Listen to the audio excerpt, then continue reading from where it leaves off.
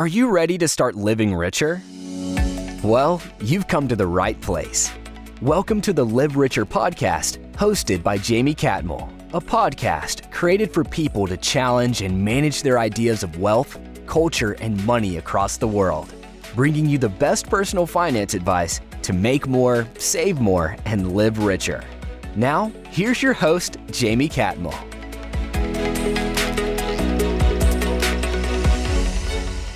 Kids aren't born with an understanding of how you build and grow wealth.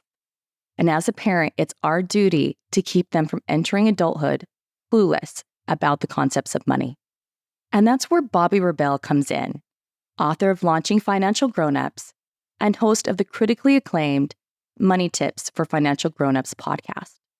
She's on a mission to look out for the younger generation so they prosper as they enter the workforce, the financial decisions they need to make at each stage of their lives, and the ability to course correct when needed. With her career ranging from news anchor at Reuters to certified financial planner and financial literacy advocate, I'm so looking forward to our conversation with Bobbi Rebell. Welcome, Bobbi. How are you doing? So excited to finally be here, Jamie. I am a huge fan of you and the podcast. Well, likewise, I'm a fan of your podcast as well. And let's just start talking about what financial wellness is and what the difference between financial wellness and financial literacy. So this is one of my favorite questions these days because we hear so much, especially in the media, about financial literacy and how important it is. And it is important, but financial literacy is really just the beginning. It's the learning, it's studying, it's school, right? Financial wellness is life. It is about managing your financial life and figuring out why things matter, how you're going to implement them and get to your goals. It's really about making your dreams come true and finding a way to get there through money management. And it's a really exciting and positive place to be. So I know you started your business that's really focusing on financial wellness. And I just want to know, what made you start it? Why are you so passionate about it? Oh my goodness. So, a lot of this came from my own setbacks because I have spent so much time having been a business news anchor and having studied and become a certified financial planner. I spent so much time studying, on paper, basically, the nuts and bolts of personal finance. And I have a lot of book knowledge, right? Like I said, I studied really hard and I passed the test and I knew all the stuff.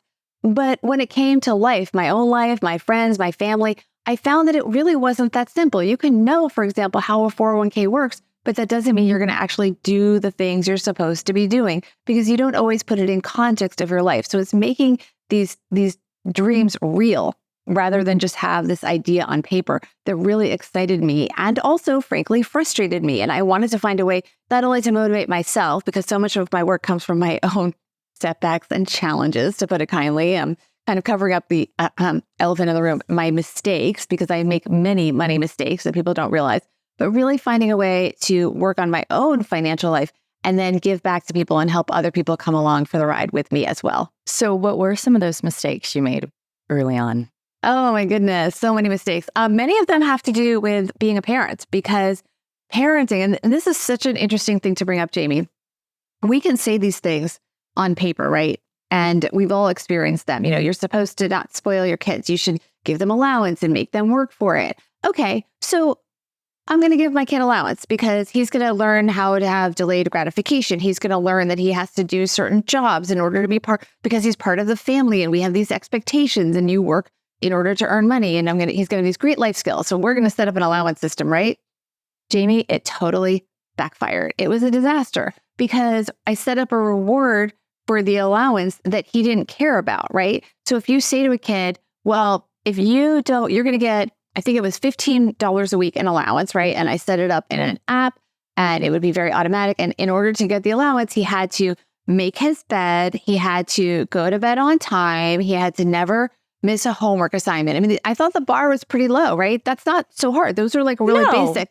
And the plan was to start upping the ante and upping the allowance, right? So maybe he'd do that. And then 6 months later or 3 months later, I would say, okay, now we're going to add this task and this task and this task, whatever it was, or this responsibility.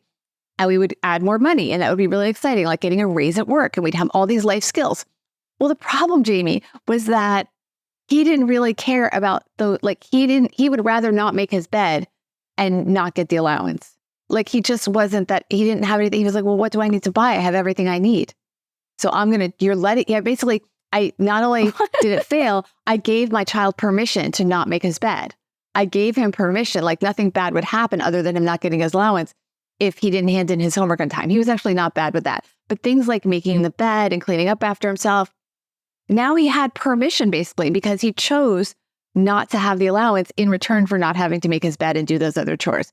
So that's just one of so many failures. So it completely backfired. It completely backfired. Yes, exactly. So what did you do? So we got rid of for that personality, that did not work. What you have to do is figure out something that matters to them or find a way for them to learn about money in a different way. And that brings me to the whole idea of financial wellness and also financial therapy, which I'm also a member of the Financial Therapy Association for that reason, because a lot of the behavior that we have about money has to do with how we approach money. It has to do with our money stories, with what matters to us and what's important and our values. And so in the example of my son, he really didn't value having $15 a week. He valued the freedom to not make his bed. So he made a proactive choice, right? So I had to find something that mattered to him in order to motivate him to do that. So you can do things like, well, you can't play video games if you don't, do these things, rather than money. He wasn't necessarily, there was nothing he needed to buy. He knew that anything he really needed, we were going to get him. We weren't going to not give him food, right? We were going to not give him clothing. But as a teenage boy, he just really there wasn't really a thing that he wanted to save up for so adamantly. So I had to find other ways to create behavior patterns in my son that weren't necessarily financial. That said, what did interest him, because he's very intellectual, was just learning about money. So he was very interested and he took a course on the stock market this summer. So now he's investing money and learning about that. So you have to find ways to teach people about money that make sense with their personality and what's going to get them excited and engaged. And that's what I kind of learned when I talk about financial wellness. So do you think a lot of people don't really start getting into money until they need to? Do you know what I mean? Like, I just graduated. What am I going to do? I have this huge student loan. Do you know, like in your 20s and 30s, and all of a sudden I'm on my own. Maybe your parents aren't taking care of you anymore. Do you see that as the time? Or, when do you see people really having that shift and be like, oh, what am I going to do? I really didn't plan for this. I love this. Okay. So first of all, unfortunately, you're right. That is often the case. And that is literally, Jamie, why I wrote my book, Launching Financial Grownups, right? Because I want to stop that trend. It does happen so often. And I would love for all of us who are not in the youngest generations, everyone who has people that are, that they are either parents of, grandparents of, aunts, uncles, friends, mentors, whatever, to look out for the younger generation so that that doesn't happen, so that they don't enter adulthood clueless and really behind the eight ball. We want them to be ahead of the game when it starts to really matter. And so it is important at the younger ages to start teaching them in a way that's going to resonate with them. So my son, allowance didn't work, but let me tell you, allowance works great for most kids. It's a wonderful tool if it's used in the right way with kids that are going to have it resonate with them in the proper way, right? My kids have all had jobs, and I think that's been really important that they have had income because they learn how hard it is to actually earn that money, and they respect it so much more. I mean, if you have a kid that loses a retainer, so I will tell you, we almost lost a retainer, and because the kids knew how much it cost, and it was like $250 for each retainer. It was bananas, right? It was a 4-pack, Jamie. So another mistake, right? So we did find them, thank God. But when they understood, if you lose the ones that we paid for, you're going to have to pay for that, and that's going to wipe out your savings. They're going to find those retainers, right?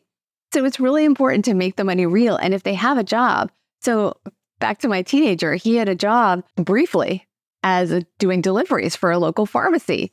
And he realized that at minimum wage, he had to work so hard. I mean, these delivery people in New York, they work so hard. And you know what? He failed at that job. He ended up getting fired because they wanted him to do 10 deliveries an hour or something. It was like crazy. And he was like, on his bike, or how's he delivering them? Yeah, it didn't work out. Okay, it did not work out. So, and I was really relieved as a parent because you really don't want your kid doing that, but it didn't work out. And then now he knows, wait a second, it is so hard to earn money. to earn minimum wage, which I think he was getting $15 an hour before he got fired. So you're earning $15 an hour and you are working so hard. And now he's all about, the white collar desk job. He got much more interested in school and studying. Like I said, stock market, much more interesting way to earn money, right? Is, Yes. Save money, invest it, watch it grow. And you start showing a kid that versus how hard it is to work at a minimum. Those jobs are hard. I'm telling you, Jamie, those people work so hard. And it was a really good lesson. And the guy that fired him was like, you know what? This is the first time you're getting fired, but you will never forget it. And it's really true. It is so important to let your kids fail and see life's hard.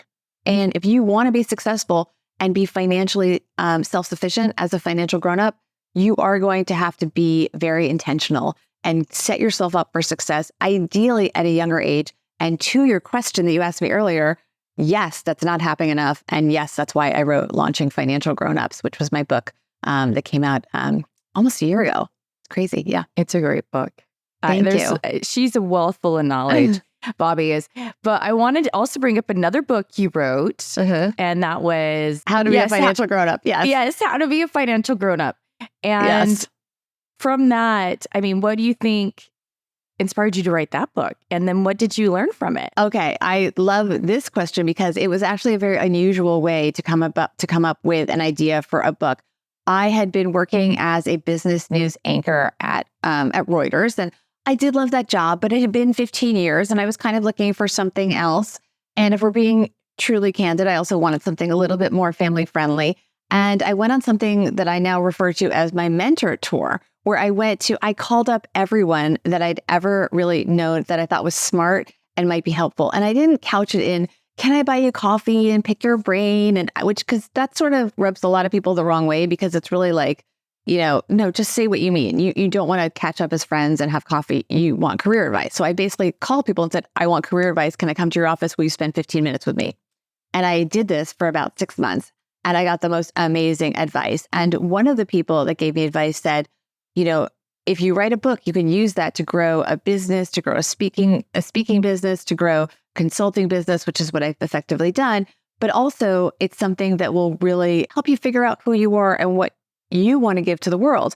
And she said, what is it that you have that is unique that you can bring? Because there've been infinite personal finance books. And I said, well, I know a lot of really successful executives, and I always chat with them before the interviews about sort of how they got where they were and what their money values were. Because I'm always interested in sort of where they see their financial goals. And I never get too personal, of course, but you have to make this chit chat before, while they're putting on the microphones and stuff. And so she had the idea. She said, well, why don't you ask them that and make a book out of that?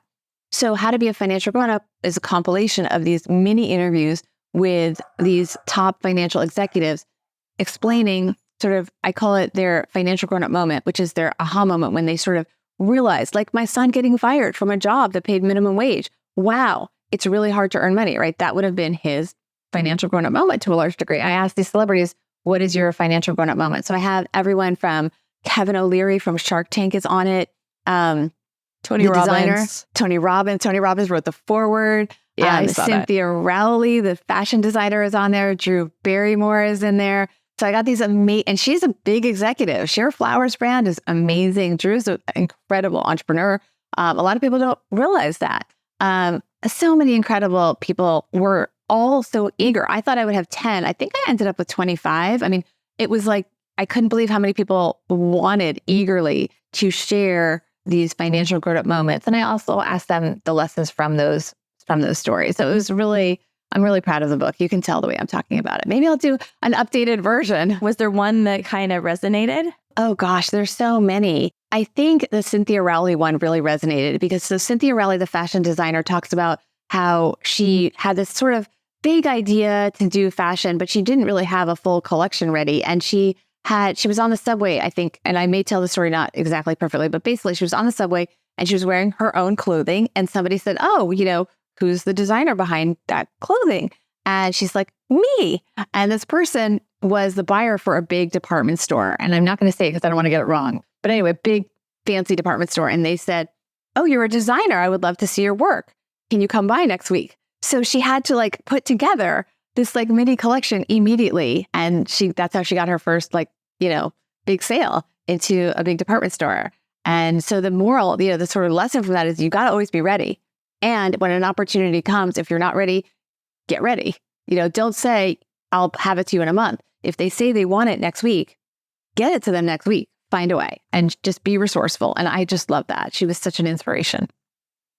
Going back from what you just said, how do you teach your children to be ready when it happens? Because I see more and more people nowadays, if they don't know all the details, they kind of shy away from the opportunity. Like, especially a lot of younger people, I've noticed, if it's not super easy or they're like, oh, I can't do it, a lot of them won't just jump in. And how do you train that?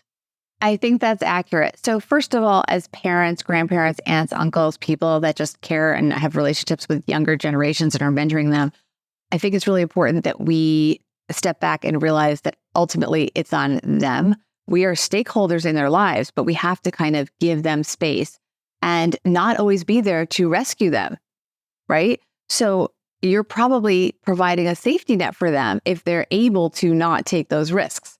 So for example, many young people come and move home. That can be really productive, but it has to be for a defined period of time. So my oldest came home for 2 years, saved up money, then she bought her own place. Whatever you're doing, set guardrails for yourself and make it clear that you expect them to be grown-ups. You'll be there as a safety net, but you have enough confidence in them that they are competent, that they can make it. Let them know you believe in them, because knowing that someone, it's just like when you casually say like, you got this. Even though it might just be a throwaway line, the person hearing that can often be motivated by that more than you may think. And so letting them know that you believe in them is really important, but also taking the safety net back a notch, right? So they feel the need to do it. Because I think what you're just talking about is real. A lot of people won't take the leap to take that job or to do certain things because they're like, I don't have to. I don't have to. I know that's a lot of work. And I don't know if I want to do that, because they're afraid to make the sacrifice of their time, even sometimes, because they financially really don't need to, because they got mom and dad paying the rent at the apartment or they're living at home.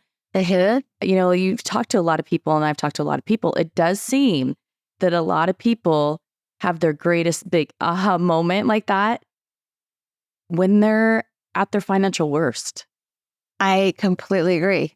It's really weird. Like, I think they just talked about John Cena was eating the free pizza every day. That I saw that some huge, large pizza, if you ate the whole pizza, you'd get it for free when he was trying to make it in Hollywood. And then some things came about and he changed his path and he went and did wrestling. But where was he? What caused that? He was sitting there eating the pizza for free, not being able to make any money in Los Angeles, doing what he really wanted to do there. I think it was just to be a personal trainer, and it wasn't working out. But so many people, the Robert Kiyosaki and his wife talking to me, they barely had enough money to do their very first video cassette tape that they were pre-selling. They didn't even have the money. They actually pre-sold it just so they'd have the money to produce it, because that's where they were at. And it's so amazing to me now that you bring this up. When I'm thinking about it, it's when you're at your deepest valley sometimes is when you have your greatest aha moment. And as a parent, if we don't let them get down there, they might not have the light go on for this great new idea or push them to doing something completely amazing. So right now I'm reading a book by Liz Elding. It's called Dream Big and Win. And in this book, and it's amazing, the story, she founded a company called TransPerfect. And she talks about how she literally had no money. And so she moved in with her boyfriend, who was a grad student at NYU, and they found a way to like defer their rent till the end of the school year.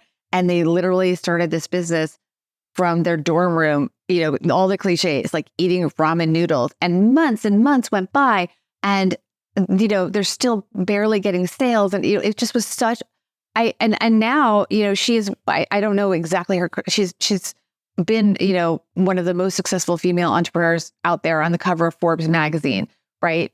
And one of the wealthiest, most successful self-made women out there. But she really had nothing, Jamie, nothing. And the story is so incredible. And it is an example of what you're talking about, where when you are at your lowest financial moments, that is when you get scrappy and you work so hard And she talks about like people were doing other things and living their lives. And she was just, hunkering down and doing this trans-perfect business and building it up. So I'm loving, it's Liz Elting's book. Everyone should check it out, put it in the show notes, all the things.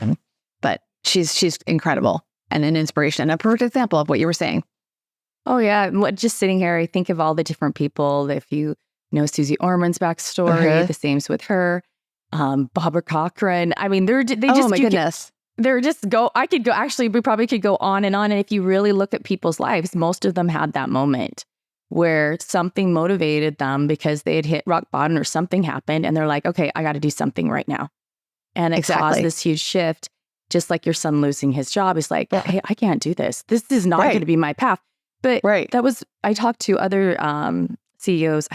I wish I could remember at this time who the CEO was.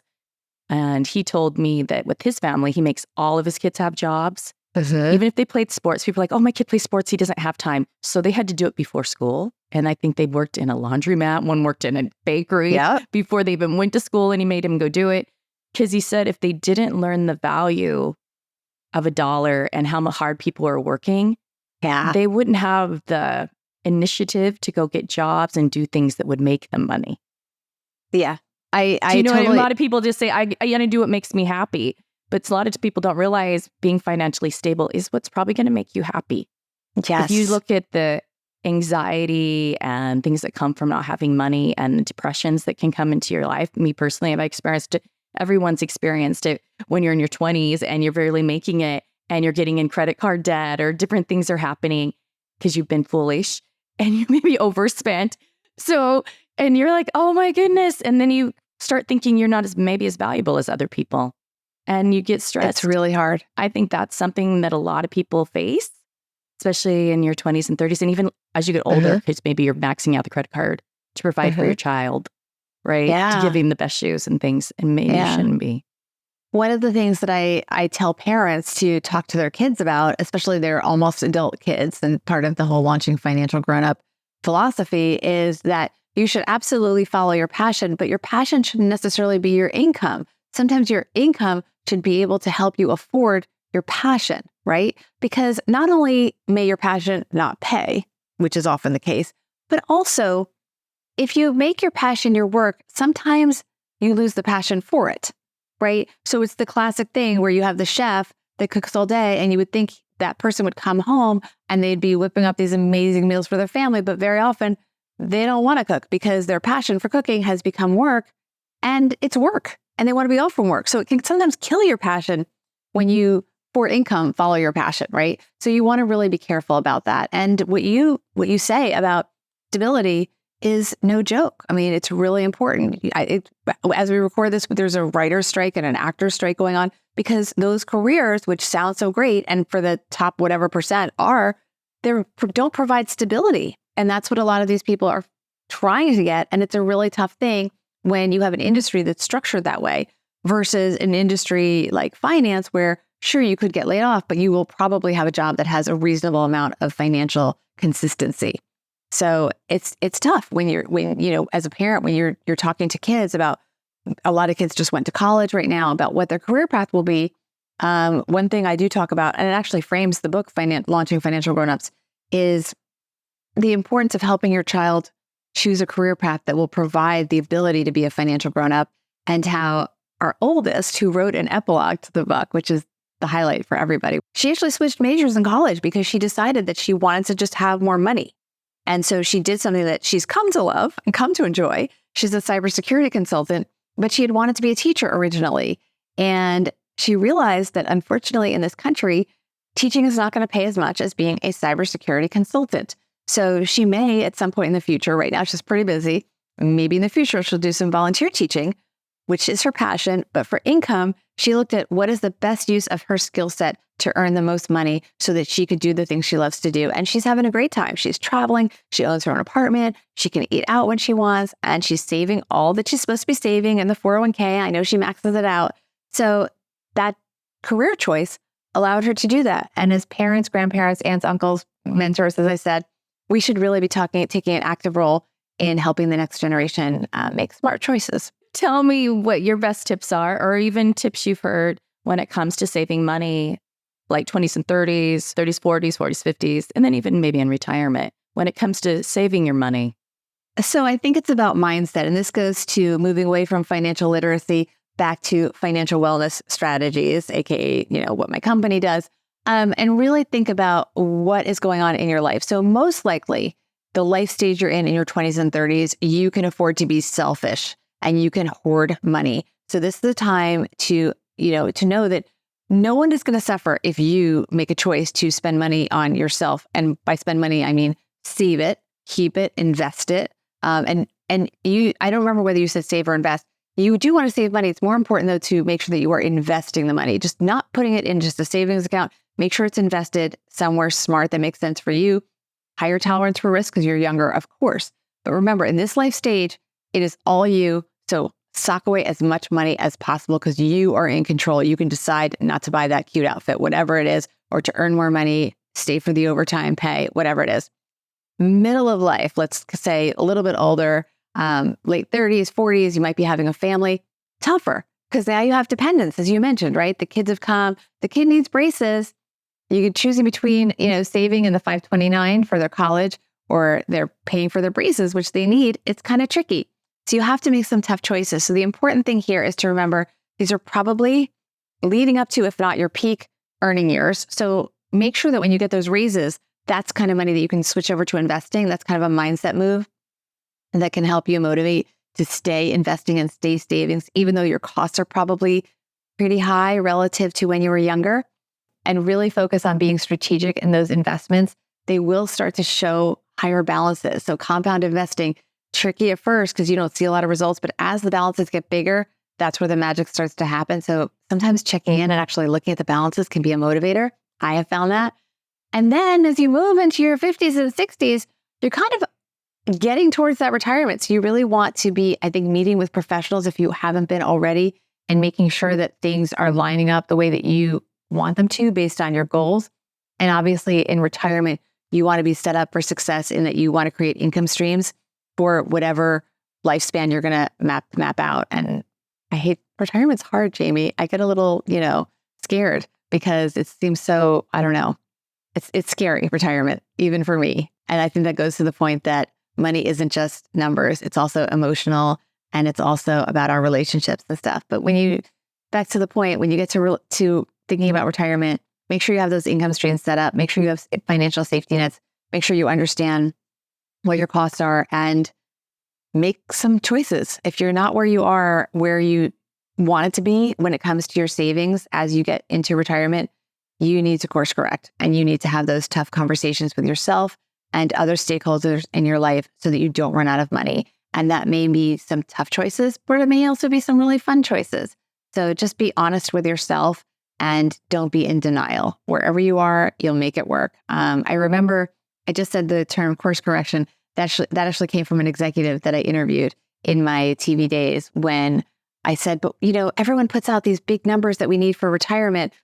What if you don't have that number and you are that age? I always wonder that. So what exactly happens then, right? What if you're forced to retire earlier than you expect and you don't have that number? And she was awesome. She just looked at me. She's like, you're going to course correct. Tough. Figure it out. And you will.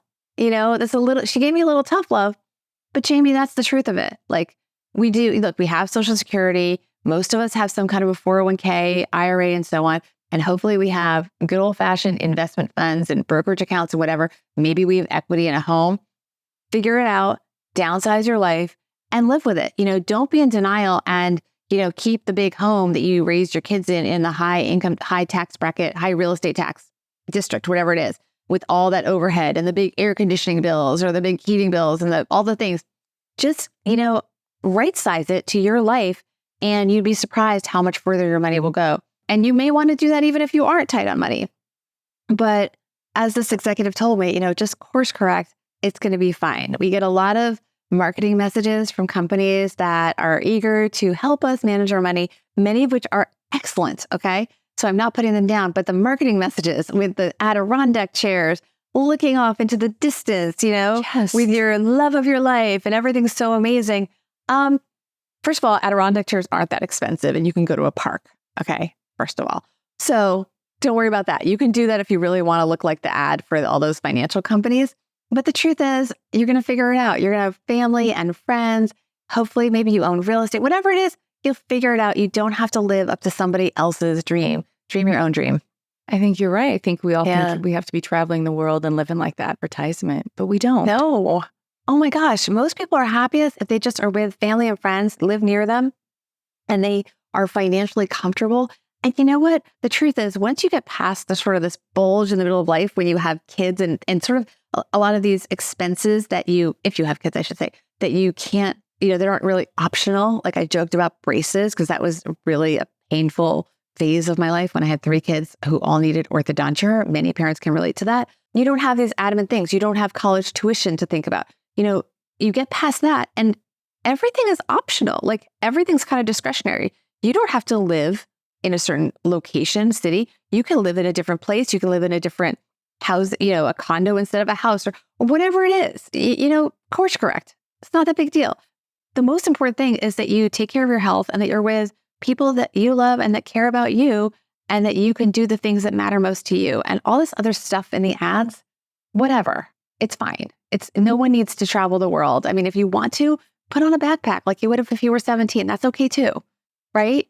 But nobody needs to get on these ridiculous luxury, ventures around the world. We really value what I think most of us value, speaking for myself, is being with our friends and family and just having enough financial security that we know that we're going to be okay and live our best lives.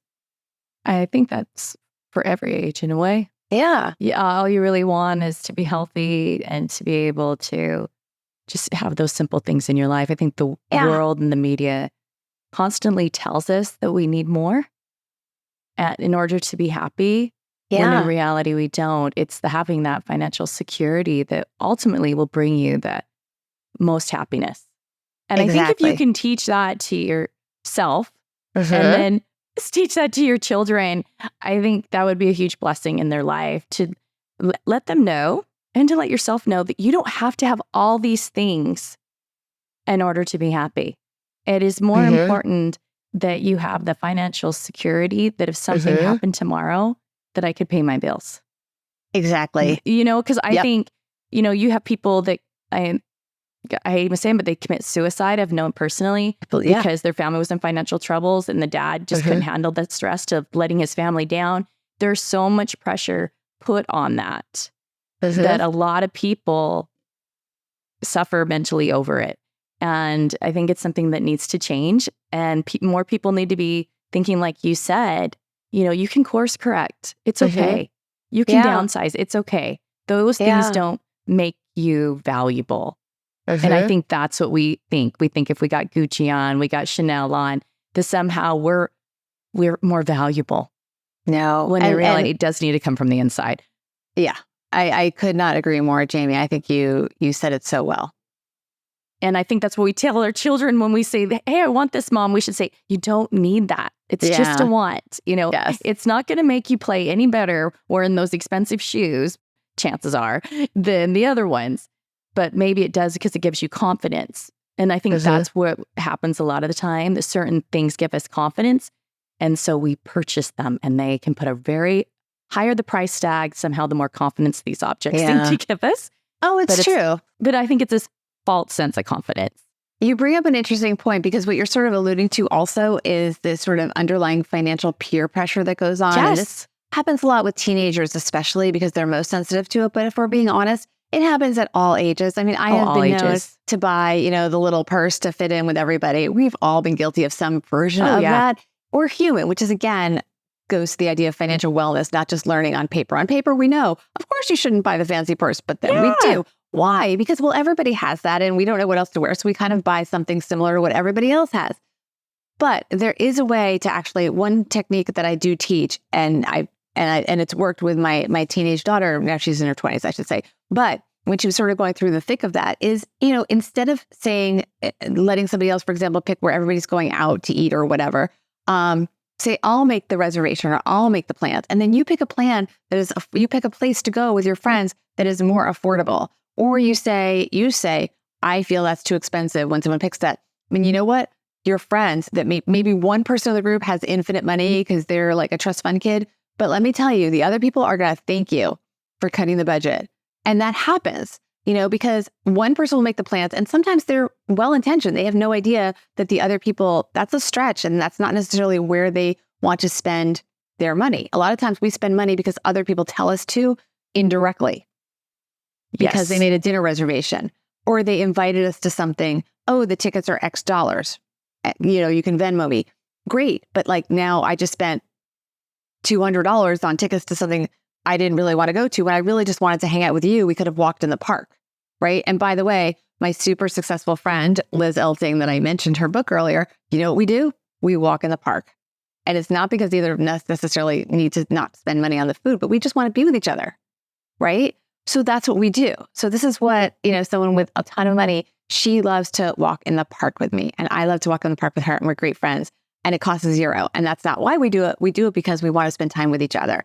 And that's an important thing to remember is if you're getting together with a group of friends because you want to spend time with them, see if you can remove the money from that experience. You don't have to go out to a fancy restaurant. You could all, gather wherever, in the park or at somebody's apartment. And then maybe if you want to go out, you go out for drinks somewhere or to a different restaurant or whatever it is. But you can modify the plans so that they fit everyone's budget. And it's okay to have an open conversation or say, hey, this one friend just got socked with all the student loan payments. Let's go somewhere that fits their budget. And people feel so relieved because that person might be the one that you're calling out. But let me tell you, everyone's happy to save the money. So say it. Be the one to speak up and people will be so appreciative.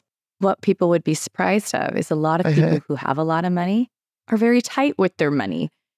Somehow the media has told us that people with money spend a lot of money and they do all these things. Not true. Like you said, she's walking in the park. Walking in the park. Right. They don't always do those things. Right. And that's probably why they have money. Yeah. Someone told them she to earned save. it and she's very philanthropic. But we know what I'm saying. There's other people like I have had family and things that the reason they had generational wealth and money was because they were tight with their money. They were never throwing their money out. They were investing and they were doing things that they at the time didn't have to do, but they did that because they were thinking long term. I would say mindful with their money rather than tight because tight might imply that they're cheap. They're not necessarily cheap. We'll say mindful. I guess maybe intentional. Could we say intentional, Jamie? We'll say intentional. Okay. We could say intentional. Thank you, Bobbi. Yeah, we don't want to. They're not all tight wads. They're not tight wads. My last question I want to ask you is the one I ask everyone, and that is, what does living richer mean to you? It means living a life of financial wellness, which is being deliberate and intentional with the decisions that you make about money. And not just reading the book and learning it and being book smart about money. It means learning to really implement it and make decisions that make sense with your goals and the kind of life that you want to lead with the people that you care about. I really like that. I know that I am known to read the book, but not always apply the book and do all the things that I hear and know to do. And I think if I want to live a richer life, even for myself and everyone else there, we need to actually start applying those things into our own lives so that we can live the rich life that we want to live and have that peace we all strive for. Thanks again, Bobbi, for coming on the show. You're a wealth full of knowledge and you inspired me to even be a better mom. On a lot of ways. I know that being a working mom is very hard. And a lot of women, no matter if you're in you could be in your teens even, all the way up, there's a lot of working moms who are out there suffering and trying to make it happen and try to raise a whole little human here and trying to make them successful. And your book really helps with that. And just the things you taught us today was super inspiring for me to realize, don't get discouraged that my kid doesn't really care about the allowance. And I think that's a huge deal that a lot of us have faced, and to realize there's other ways we can teach our kids about money so that they can be successful. And it's like the mom that's like, oh, my kid sleeps. I don't know why it's so hard for you. It's like my kid, I do allowance and it works perfectly because it's delayed gratification. It should, what's wrong with it? No, every kid's different. Every kid is different. And everyone, I think that's what I love about it. Yeah. I mean, things are going to work for one, even within your own family. What works for one kid may not work for another. And we just beat ourselves up. I do it all the time. I get very upset. I was upset this morning about something with my kid that I felt I did wrong. And he was like, Mom, you're a great mom. Don't worry about it. I'm good. So, just know that your kids love you and you're doing the best you can. And it's probably amazing. And you're going to have kids that grow up to be incredible financial grown-ups and really impress you and maybe take care of you down the road and teach you some money lessons. So like I said, my stepdaughter, Ashley, who's featured in Launching Financial Grown-ups, wrote the epilogue, and I learned some money tips from her. So if anyone picks up my book, read the epilogue first. It's got the best stuff from Ashley, which I resisted. Good mom. Good mom. So choice. hard though. It's so hard to let go. I have that inner helicopter mom in me and I'm fighting it every day, Jamie. We all are. We all are, Bobbi. Well, thanks again. And everybody, I just want to remind you to live richer. Thanks for listening to this week's episode. Before you go, we'd love for you to subscribe to our show to catch all of our updates. Also, we want to hear from you. What are your burning questions about money and how to live your best life? Reach us at livericherpod@gobankingrates.com.